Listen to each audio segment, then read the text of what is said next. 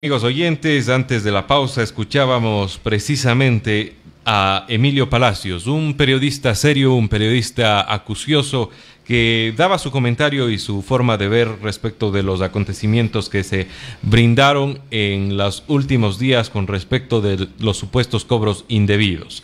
Sobre este tema ya quedó ahí, vamos a voltear la página, vamos a dar la cordial bienvenida al economista Carlos Rivera, quien es director de la Escuela de Economía de la Universidad de Cuenca, además es articulista de la revista Plan B. Muy buenos días, economista, gracias por acompañarnos en la hora clave. Buenos días, muchas gracias por la invitación.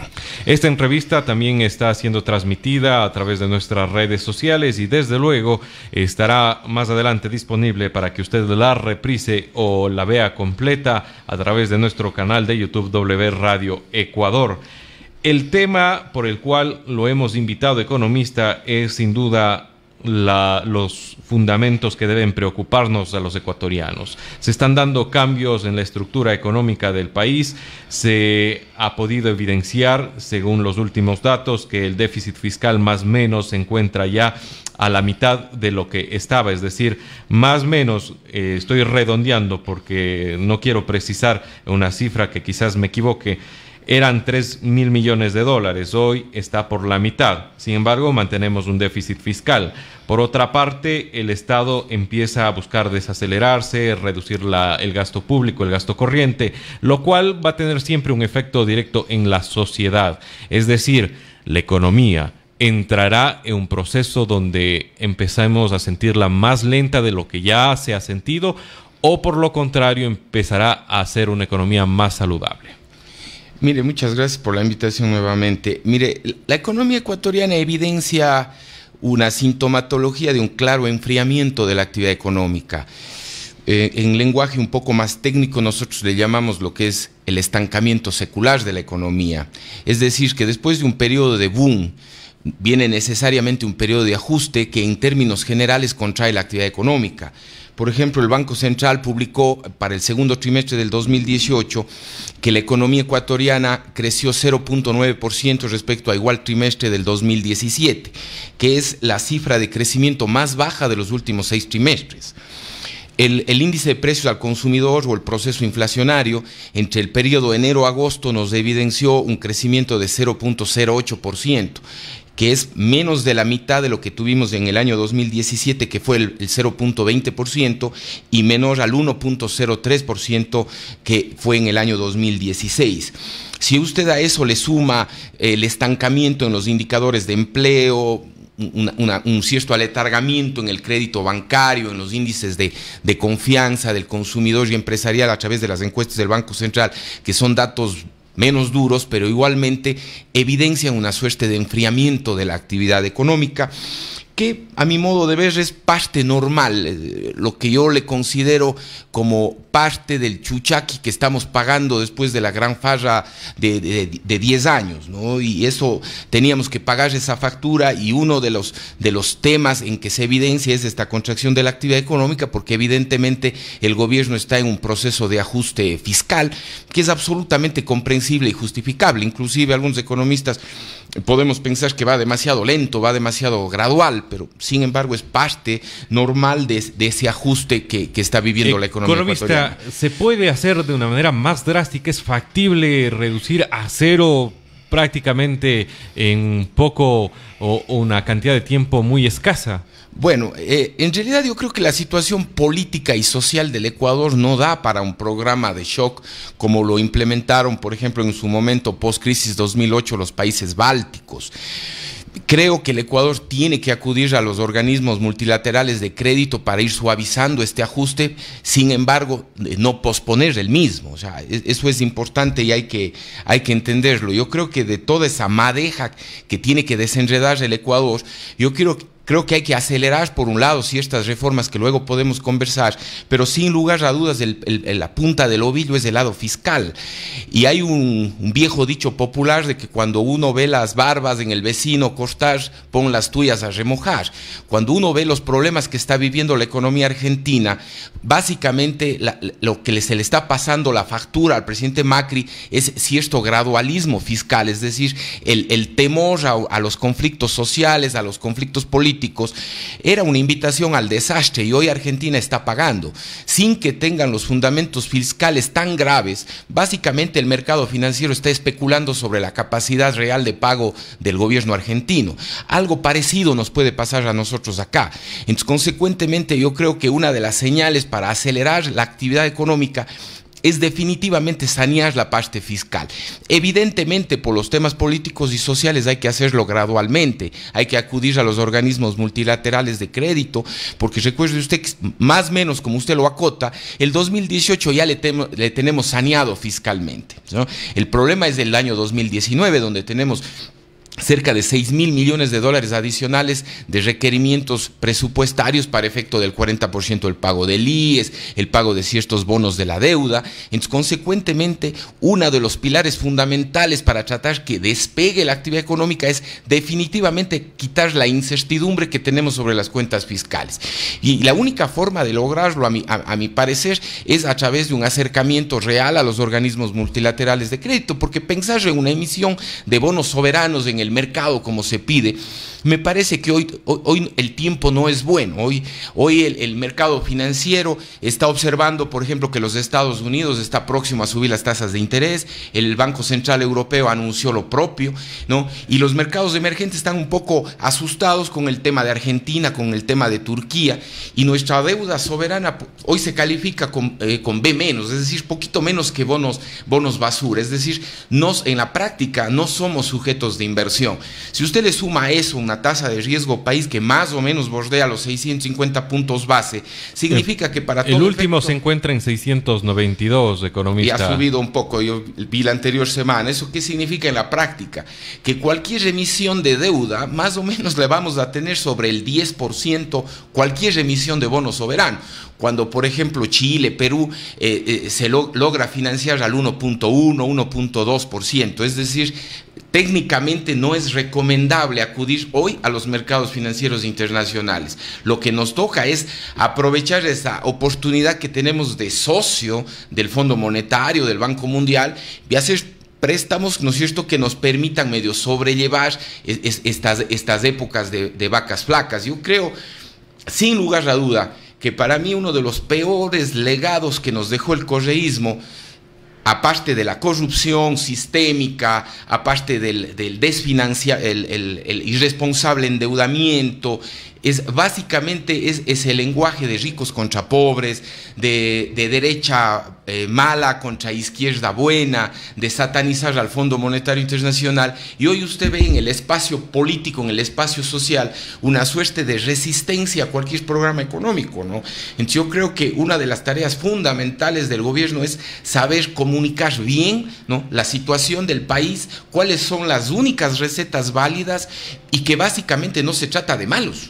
Que cuando un médico tiene que amputarle la pierna, no es que el médico es malo, es que le está salvando la vida al paciente, porque la pierna está engangrenada y ya no se puede hacer nada. Creo que el último fundamento que usted da es importantísimo y hay que recalcar en esto.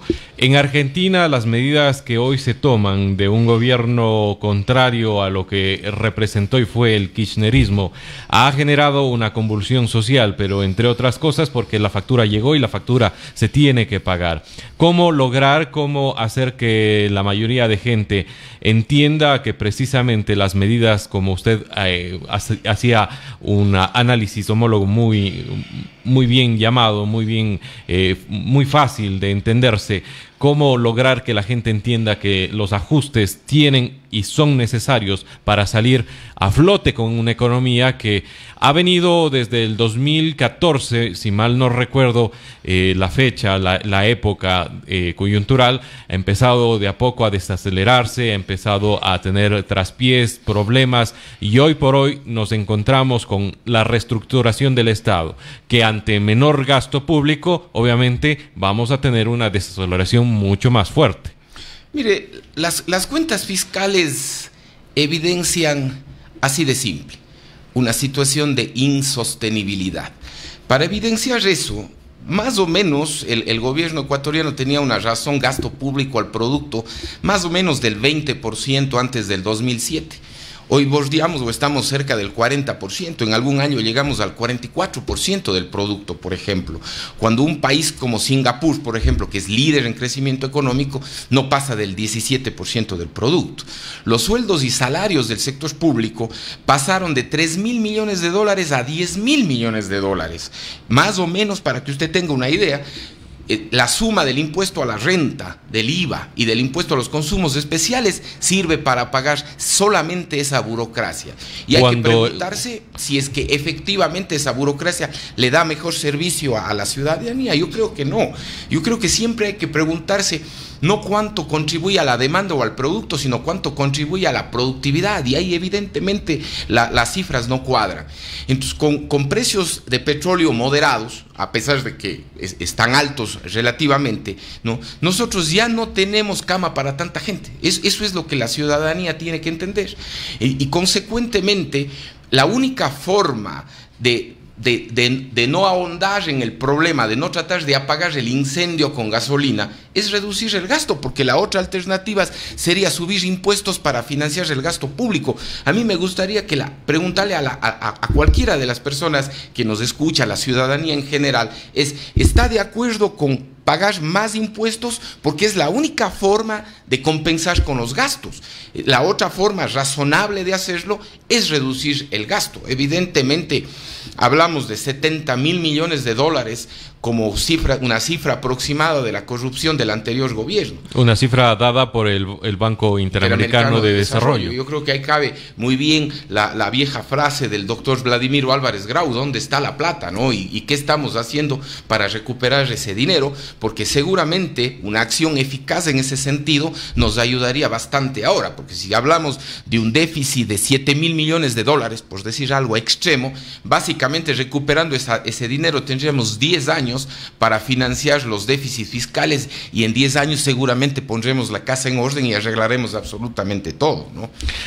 Un tema que creo que también es necesario y tiene que ver con el tema central de esta entrevista: la influencia internacional, la subida o el alza de intereses, las tasas arancelarias que usted ya ha hecho mención, de los Estados Unidos, de Europa, por otro lado. ¿Cuánto influye en la salud económica interna del país? Bien, mire, yo creo que el tratar de despegar la actividad económica, una parte depende de lo que hagan las autoridades económicas. Y hay otros dos factores que lamentablemente no dependen de nosotros. Uno de ellos es el que usted acota, que efectivamente es el mercado externo. Nosotros somos una economía vulnerable totalmente al precio del petróleo, una economía sumamente endeudada. Consecuentemente, cualquier aumento de las tasas de interés de Estados Unidos o de Europa nos va a golpear 1 a 1 a nuestra relación. Una reducción en el precio del petróleo igual. El precio del petróleo es extremadamente volátil, entonces nosotros lo que tenemos que buscar y es pedir a Dios que por el lado de las tasas de interés, por el lado del precio del petróleo, no nos golpee más a la economía. El segundo factor que hay que pensar, y que creo que es responsabilidad de la ciudadanía y de aquellos candidatos con mayores opciones en el 2019, es enfriar cualquier crisis fiscal. Y la crisis fiscal no solamente viene del gobierno central, sino de los GAD, de los gobiernos seccionales. Yo veo muy poca responsabilidad en los gobiernos seccionales, es decir, vemos por el lado del gobierno central deseos, no sé si tan profundos, de ajuste fiscal, pero yo en los gobiernos seccionales no veo lo propio. Entonces, consecuentemente, a mí me gustaría escuchar a los candidatos que tienen mayores opciones para el 2019 comprometerse con la reducción del gasto público, planes de austeridad. Exactamente, yo creo que eso necesitamos la ciudadanía escuchar, para no encontrar una discontinuidad entre lo que hace el gobierno central y lo que hacen los gobiernos seccionales. Economista, pero eso no es popular. Eso no es popular. ¿Qué político va a desear reducir el gasto cuando eso también involucra despidos, cuando eso también involucra menos espectáculos, por ejemplo? No es popular.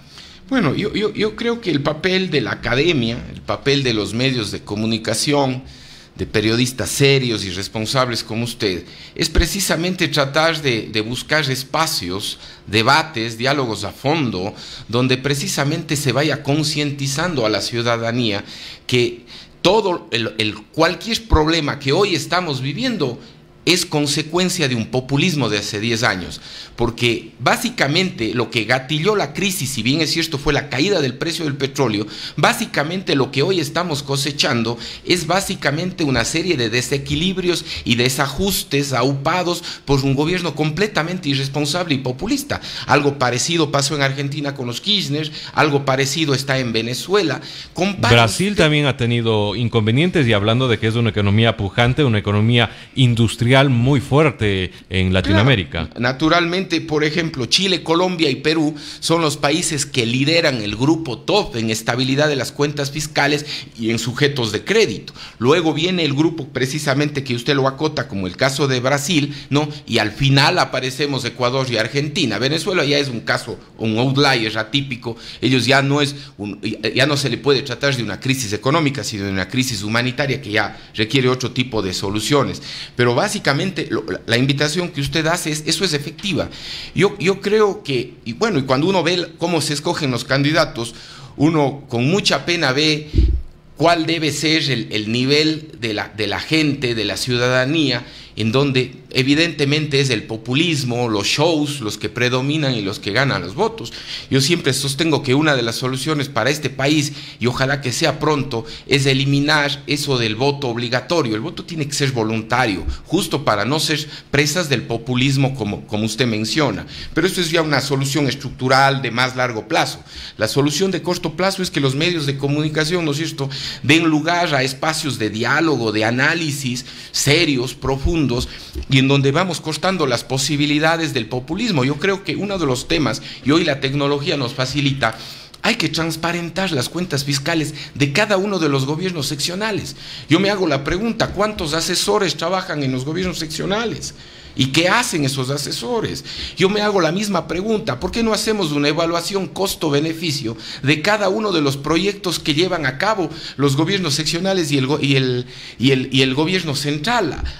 Partamos de distintos proyectos de líneas de base para efectivamente analizar si los recursos invertidos en tal o cual proyecto han generado un beneficio social, un beneficio económico real. Estoy seguro que si hacemos una evaluación profunda, muy seria de los recursos invertidos por el Estado en sus distintos estamentos, nos vamos a encontrar que mucho dinero se pierde porque sí, mucho más de los 70.000 millones de dólares, que es la corrupción neta de sacar dinero, porque a mí me parece que también es corrupción una persona que acepta un puesto para el cual no está preparado. Economista, de manera breve, le vamos a brindar una pregunta que una persona nos ha hecho llegar a través de las redes sociales. Con esto cerramos la entrevista y daremos paso al espacio donde su voz es la W.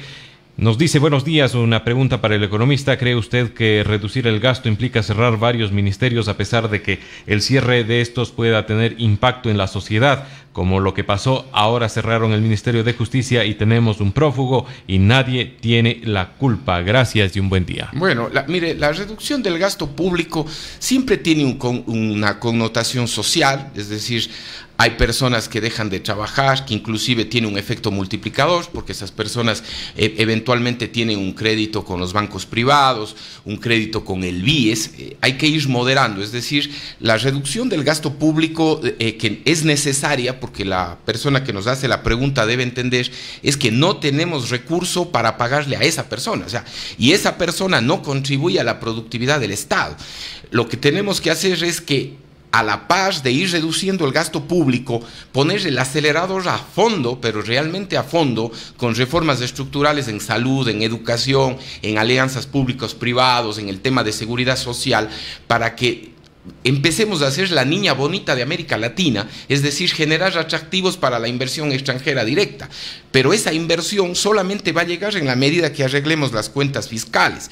Y si nosotros empujamos realmente el crecimiento económico, esperaríamos que aquellas personas que se van cortando aquellos puestos del sector público pasen al sector privado. Una reflexión final: por cada puesto que está de más en el sector público, y está muy bien la preocupación de la persona, es decir, de aquellas personas que hoy están ocupadas en el sector público, pero ojo, también debemos preocuparnos de ese porcentaje altísimo de subempleados y desempleados y de gente que no tiene empleo adecuado.